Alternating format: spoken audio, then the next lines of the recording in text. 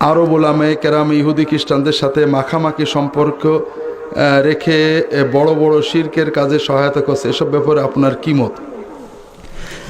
কোনো মুসলমান কোনো শিরকে সমর্থন করে না।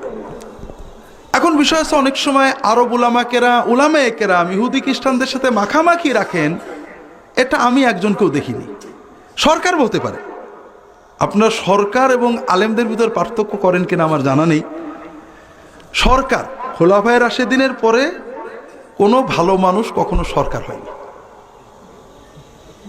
কারণ বোঝেন, রাগ করেন না, ক্ষমতা এবং টাকা এ বেশি ভালো মানুষদের থাকে না, হয়ও না, থাকেও না।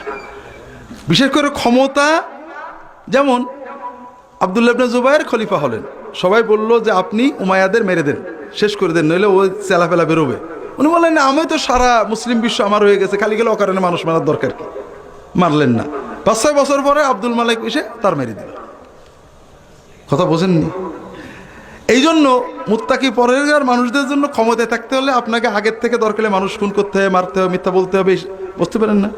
এই জন্য কখনোই কোনো ভালো মানুষ ক্ষমতায় যায়নি। ভালো মানুষ ক্ষমতায় গেলে ভালো মানুষ থাকেনি, ভালো মানুষ থাকলে ক্ষমতায় থাকে নি।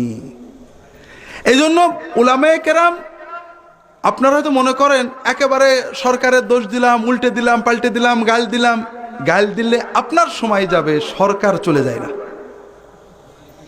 এই জন্য অন্যায়কে অন্যায় বলার পাশাপাশি উলামায়ে কেরাম সৌদি আরব বা মধ্যপ্রাচ্যের তারা এটা বোঝেন। এবং সাহাবীদের যুগ থেকেই, সাহাবীদের যুগে এজিদ ক্ষমতায় আসছিল, ঠিক না? মাঝে মাঝে মনে হয় যে সাহাবীদের যুগে এজিদ না আসলে আমরা বিপদে পড়তাম। কারণ ইসলাম বিরোধী কোনো সরকার আসলে কি করতে হবে সুন্নতটা জানতে পারতাম না। মূলধারার সাহাবীরা কেউ মারামারিতে যাননি, অন্যায় দেখেছেন, অন্যায়কে যতটুকু পেরেছেন অন্যায় বলেছেন, পাশাপাশি দ্বীনের দাওয়াত, জিহাদ, তালিম, তারবিয়াত চালিয়ে গেছেন। কথা কি বুঝতে পেরেছেন? এখন যারা শিয়া তারা বলে সাহাবীরা সব এজিদের দালাল। নাউজুবিল্লাহ বললেন না? কারণ সাহাবায়ে কেরাম এজিদের পক্ষে ছিলেন না, কিন্তু তারা এজিদকে না সরানো পর্যন্ত সব জীবন দিয়ে দেব, তাবেঈনদের জমহুর তাবে সব এরকম চিন্তা করেননি। কারণ এজিদ গেলে আর এক এজিদ হয়তো আসবে, আমি তো যাব না, আমি গেলে থাকতে পারবো না।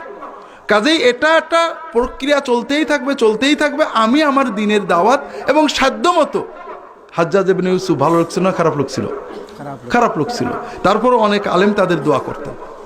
কারণ হাজ্জাজ ইবনে ইউসুফ যেমন শুআবা বা বড় বড় আলেম, তাদের জন্য ভাতার ব্যবস্থা করছিল, যে কারণে তার হাদিস শিখেছেন। বুখারী শরীফের মতো যে হাদিসগুলো, এগুলো রেওয়ায়াত করেছেন, চর্চা করার সময় পেয়েছেন।